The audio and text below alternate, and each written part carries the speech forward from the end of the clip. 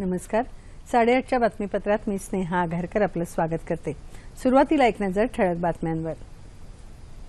अवकाळी पावसामुळे शेतीचं नुकसान झालेल्या राज्यातल्या शेतकऱ्यांना 1-2 दिवसात तातडीने अर्थसहाय्य देणार केंद्रीय कृषी मंत्र्यांची घोषणा.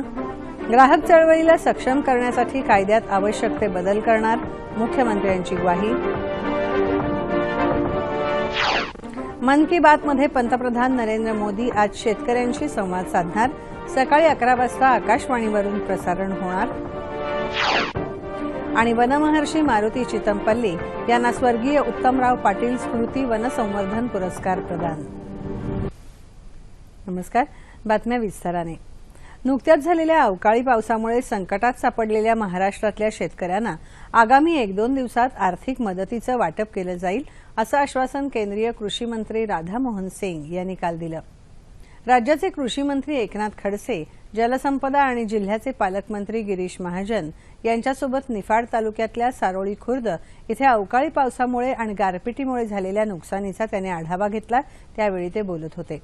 राष्ट्रीय फळबाग योजना आणि राष्ट्रीय फळबाग विकास आयोगाच्या माध्यमातून शेतकऱ्यांना सर्व ती मदत दिली जाईल. तसंच सर्वंकष पीक विमा योजना नव्या स्वरूपात लागू करण्यात येईल असं ते म्हणाले. शेतकऱ्यांच्या कर्जाची पुनर्रचना करणं, यापूर्वी मंजूर झालेल्या मदत अनुदानातले 65 कोटी रुपये तत्काळ वितरित करणं, शेतकऱ्यांच्या मुलांचं शिक्षण शुल्क आणि परीक्षा शुल्क माफ करणं अशा काही योजना तातडीने येणार असल्याची माहिती एकनाथ खडसे यांनी दिली. गेल्या वर्षी डिसेंबर महिन्यात गारपिटीमुळे शेतकऱ्यांच्या झालेल्या नुकसानाची नीट पाहणी करून त्यांना त्यानुसार लवकरच आर्थिक मदत दिली जाईल असंही केंद्रीय कृषी मंत्र्यांनी स्पष्ट केलं. नैसर्गिक स्रोतांच्या लिलावामुळे देशाच्या अर्थव्यवस्थेला गती मिळेल आणि त्यातून लाखो रोजगार निर्मिती होईल असा विश्वास केंद्रीय मंत्री पियुष गोयल यांनी व्यक्त केला. राज्यसभेत सत्ताधारी राष्ट्रीय लोकशाही आघाडीला बहुमत नसल्यामुळे कोळसा विधेयकाला संसदेची मंजुरी मिळवण्यासाठी विरोधकांचं सहकार्य आवश्यक होतं. त्यासाठी गोयल यांनी विरोधकांचे, विशेषतः जयललिता आणि ममता बॅनर्जी यांचे आभार मानले. या विधेयकाला मिळालेली मंजुरी म्हणजे प्रामाणिकपणा आणि पारदर्शकतेची भ्रष्टाचारावर मात असल्याचं त्यांनी म्हटलं आहे. सर्वोच्च न्यायालयाने कोळसा खाण वाटप रद्द केल्यानंतर 4 महिन्यातच सरकारने ई-लिलाव सुरू केल्याचं त्यांनी सांगितलं. मन की बात या आकाशवाणीवरून प्रसारित होणाऱ्या मासिक कार्यक्रमाद्वारे पंतप्रधान नरेंद्र मोदी आज देशातल्या शेतकऱ्यांशी संवाद साधणार आहेत. सकाळी 11 वाजता आकाशवाणीच्या सर्व केंद्रांवरून हा कार्यक्रम प्रसारित होणार आहे. पंतप्रधान नरेंद्र मोदी दर महिन्यात समाजातल्या विविध घटकांशी या कार्यक्रमाद्वारे थेट संवाद साधतात. गेल्या महिन्यात त्यांनी परीक्षेला बसणाऱ्या विद्यार्थ्यांना मार्गदर्शन केलं होतं. बँकांमध्ये नव्या तंत्रज्ञानाचा वापर मोठ्या प्रमाणात होत असल्याने कमीत कमी प्रशासकीय खर्चात जास्तीत जास्त काम आणि गुंतवणूक करण्याकडे बँका अधिक लक्ष देत असल्याचं मत मुख्यमंत्री देवेंद्र फडणवीस यांनी काल व्यक्त केलं. ते काल नागपूरमध्ये धरमपेठ महिला सहकारी सोसायटीच्या डेटा सेंटरच्या उद्घाटन प्रसंगी बोलत होते. या समारंभाला नागपूरचे पालकमंत्री चंद्रशेखर बावनकुळे, खासदार विजय दर्डा यांच्यासह अनेक मान्यवर उपस्थित होते. धरमपेठ सहकारी सोसायटी अडचणीतून उभी राहिलेली महिलांची बँक असून ती निश्चितपणे यशस्वी होईल असा विश्वास यावेळी दर्डा यांनी व्यक्त केला.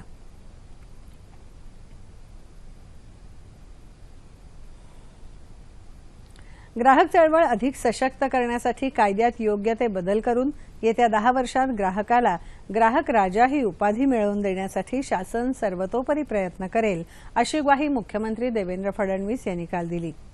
मुंबई ग्राहक पंचायतीच्या 40व्या वर्धापन दिनानिमित्त एका कार्यक्रमात ते मुंबईत बोलत होते. ग्राहक पंचायत समिती ना नफा ना तोटा या तत्वावर ग्राहक हिताचंच काम करत आहे. घरपोच माल वितरित करण्यासाठी या समितीला राज्यात जागा दिली जाईल असं आश्वासनही त्यांनी यावेळी दिलं. या कार्यक्रमाला ग्राहक पंचायतीचे कार्याध्यक्ष शिरीष देशपांडे, रामदास गुजराती, कार्यवाह अनिता खानोलकर, दत्ता वाघ आदी मान्यवर उपस्थित होते. 1987 साली उत्तर प्रदेशातल्या हाशिमपुरा इथे घडलेल्या हत्याकांडातल्या सर्व 16 आरोपींना काल दिल्ली उच्च न्यायालयाने पुराव्याअभावी निर्दोष घोषित केलं. मे 1987 साली मिरज इथे झालेल्या दंगलीदरम्यान लष्कराच्या जवानांनी शहरातल्या हाशिमपुरा मोहल्ल्यातल्या एकाच समुदायाच्या लोकांना ताब्यात घेतलं आणि नंतर त्यांची हत्या केली। या विरोधात 1996 साली गाझियाबाद सत्र न्यायालयात खटला दाखल करण्यात आला होता। मात्र बळी गेलेल्यांच्या नातेवाईकांनी केलेल्या याचिकेनंतर हा खटला दिल्ली उच्च न्यायालयात हलवण्यात आला होता। यावर न्यायालयाने काल आपला निकाल जाहीर केला। सागरी सीमेचं उल्लंघन केल्यावरून श्रीलंकेच्या नौदलाने काल 29 मच्छीमारांना अटक केली। दोन्ही देशांमधल्या मच्छीमारांकडून सागरी सीमेचं वारंवार होत असलेलं उल्लंघन अशा विविध समस्यांवर चर्चा करण्यासाठी श्रीलंकेचं एक शिष्टमंडळ भारतात येणार आहे। भारत आणि श्रीलंकेच्या मच्छीमार संघटकांदरम्यान 24 आणि 25 मार्चला चेन्नईत बैठक होणार आहे। मराठी वर्षाचा आरंभ अर्थात गुढीपाडवा आणि राष्ट्रीय स्वयंसेवक संघाचे पहिले सरसंघचालक डॉक्टर केशव बळीराम हेडगेवार यांच्या जयंतीनिमित्त काल नागपुरातल्या संघ मुख्यालयात वर्ष प्रतिपदा उत्सव साजरा करण्यात आला। यावेळी संघ मुख्यालय ते रेशीमबाग असं पथसंचलनही करण्यात आलं। संघाचं कार्य हे संस्कार देण्याचं कार्य आहे। गेल्या 90 वर्षांपेक्षाही अधिक काळ सातत्याने सुरू असलेलं हे एक मोठं समाज परिवर्तनाचं आंदोलन आहे असं यावेळी आयोजित कार्यक्रमात संघाचे अखिल भारतीय सहसंपर्क प्रमुख अरुण कुमार यांनी म्हटलं। यावेळी मंचावर राष्ट्रीय स्वयंसेवक संघाचे सरसंघचालक डॉक्टर मोहन भागवत, महानगर सरसंघचालक श्रीराम हरकरे, केंद्रीय मंत्री नितीन गडकरी आदी मान्यवर उपस्थित होते।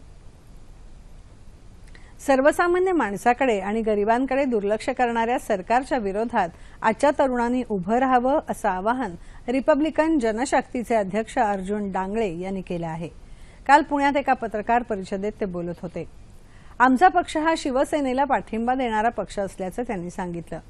अंधश्रद्धा निर्मूलन समितीचे अध्यक्ष नरेंद्र दाभोलकर आणि कॉम्रेड गोविंद पानसरे यांच्या मारेकऱ्यांचा अजून तपास लागलेला नाही, ही चिंतेची बाब असल्याचं डांगळे म्हणाले। बाबासाहेब आंबेडकर, महात्मा ज्योतिबा फुले आणि शाहू महाराज यांच्या विचारांची आज फार गरज असल्याचं त्यांनी सांगितलं। भारतीय महसूल सेवेतले यशोधन वानगे यांनी काल मुंबई पोर्ट ट्रस्टच्या उपाध्यक्षपदाचा पदभार स्वीकारला।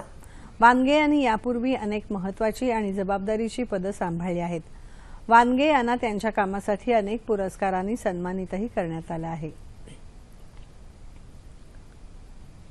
अवकाळी पाऊस आणि गारपिटीसारख्या समस्या जंगलतोडीमुळे उत्पन्न होत असून त्याला माणूसच जबाबदार असल्याचं प्रतिपादन वनमहर्षी मारुती चितमपल्ली यांनी नागपूर इथे केलं।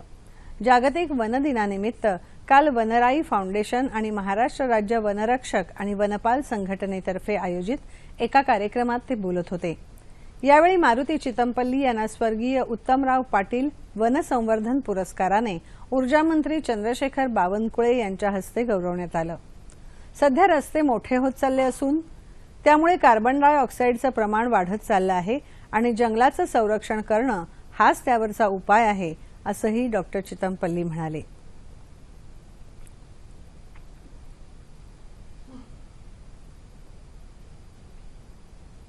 आज जागतिक जल दिन, पाणी आणि शाश्वत विकास अशी यावर्षीच्या जल दिनाची मध्यवर्ती संकल्पना आहे।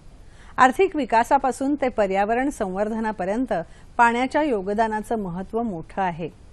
कोट्यवधी लोकांच्या उपजीविकेवर पाण्याचा प्रत्यक्ष आणि अप्रत्यक्ष परिणाम होत असल्याने सर्वसमावेशक विकासासाठी पाण्याकडे लक्ष देणं ही काळाची गरज आहे। यासाठी संयुक्त राष्ट्रातर्फे गेल्या 22 वर्षांपासून जलदिन साजरा करण्यात येतो। भविष्याच्या शाश्वतीसाठी पाणी समस्या सोडवण्याकरता नवनवीन कल्पनांसह सर्वांनी एकत्रित प्रयत्न करणं हे तातडीची गरज आहे असं संयुक्त राष्ट्राचे महासचिव बांग की मून यांनी आपल्या संदेशात म्हटलं आहे। यानिमित्त मुंबईतही वॉटर मॅटर्स या विषयावर चर्चासत्र आयोजित करण्यात आलं होतं। यामध्ये महाराष्ट्र जलस्रोत नियामक प्राधिकरणाचे अध्यक्ष रवी बुधिराजा, प्राधिकरणाच्या सदस्या चित्कला झुटशी आणि राज्यातल्या जलस्रोत विभागाचे वरिष्ठ अधिकारी उपस्थित होते। माणसाला जगण्यासाठी लागणारा प्राणवायू झाडांपासून मिळतो। जगभरातल्या लोकसंख्येच्या तुलनेत झाडांची संख्या खूपच कमी आहे। त्यामुळे माणसाने आपल्या हितासाठी वनसंवर्धन आणि वनसंरक्षण करणं अत्यंत आवश्यक असल्याचं मत नागपूरचे मुख्य वनसंरक्षक शैलेश टिंभुर्णीकर यांनी काल नागपुरात व्यक्त केलं। आंतरराष्ट्रीय वन दिनाच्या निमित्ताने रोटरी क्लब आणि राज्य सरकारचा वन विभाग यांनी संयुक्तपणे आयोजित केलेल्या एका समारंभात मुख्य अतिथी म्हणून ते बोलत होते। याच कार्यक्रमात पक्ष्यांसाठी तयार घरट्यांचं लोकार्पणही करण्यात आलं। मुंबईतल्या शिवाजी पार्क इथल्या स्मशानभूमीत शाहीर साबळे यांच्या पार्थिवावर काल शासकीय इतमामात अंत्यसंस्कार करण्यात आले। याप्रसंगी मुंबईच्या महापौर स्नेहल आंबेकर, राज ठाकरे, छगन भुजबळ, रामदास आठवले, बाळा नांदगावकर तसंच चित्रपट आणि नाट्यसृष्टीतील अनेक कलावंत, कवी, लेखक आणि मान्यवर उपस्थित होते। स्वर्गीय राय हरिश्चंद्र साहनी दुःखी स्मृतीस प्रित्यर्थ कवी आणि कवितेच्या सन्मानासाठी दिला जाणारा यंदाचा राजकाव्य दुःखी पुरस्कार काल लेखिका आणि कवयित्री डॉक्टर अरुणा ढेरे यांना प्रदान करण्यात आला। जालन्यातल्या उर्मीतर्फे प्रतिभावंत चित्रकार चंद्रमोहन कुलकर्णी यांच्या हस्ते ढेरे यांना हा पुरस्कार प्रदान करण्यात आला। रोख 21,000 रुपये, शाल, श्रीफळ असं ह्या पुरस्काराचं स्वरूप आहे। हा पुरस्कार माझ्यासाठी नसून कवितेचा सन्मान असल्याचं यावेळी कवयित्री अरुणा ढेरे यांनी सांगितलं। पुण्यात लष्कर पोलीस ठाणे अंतर्गत शांतता समितीतर्फे काल गुढीपाडव्यानिमित्त कॅन्टोन्मेंट बँक संचालक बापू गांडला यांच्या हस्ते पोलीस अधिकारी आणि त्यांच्या कर्मचाऱ्यांचा सत्कार करण्यात आला। यामध्ये एसीपी आत्मचरण शिंदे यांच्यासह अनेक अधिकारी आणि कर्मचाऱ्यांचा समावेश होता। सणवार साजरे न करता पोलीस 24 तास तत्परतेने कर्तव्य बजावत असतात, म्हणून त्यांना समाजात उच्च स्थान दिलं पाहिजे अशी अपेक्षा बापू गांडला यांनी यावेळी व्यक्त केली।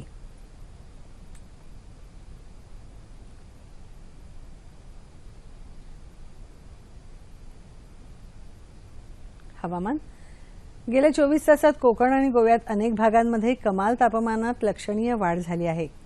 उन्हाळ्याचा ताप चांगलाच जाणवू लागला असला तरी रात्री मात्र वाऱ्यामुळे वातावरणातला गारवा काहीसा टिकून आहे। येत्या 24 तासात राज्यात सगळ्या ठिकाणी हवामान कोरडं राहण्याची शक्यता वेधशाळेने वर्तवली आहे। ठळक बातम्या पुन्हा एकदा। अवकाळी पावसामुळे शेतीचं नुकसान झालेल्या राज्यातल्या शेतकऱ्यांना 1-2 दिवसात तातडीने अर्थसहाय्य देणार, केंद्रीय कृषी मंत्र्यांची घोषणा। ग्राहक चळवळीला सक्षम करण्यासाठी कायद्यात आवश्यक ते बदल करणार, मुख्यमंत्र्यांची ग्वाही। मन की बातमध्ये पंतप्रधान नरेंद्र मोदी आज शेतकऱ्यांशी संवाद साधणार। सकाळी 11 वाजता आकाशवाणीवरून प्रसारण होणार। आणि वनमहर्षी मारुती चितमपल्ली यांना स्वर्गीय उत्तमराव पाटील स्मृती वनसंवर्धन पुरस्कार प्रदान। याबरोबरच हे बातमीपत्र संपलं। पुन्हा भेटूया दुपारी 2:30 वाजता सह्याद्री वाहिनीवर। नमस्कार।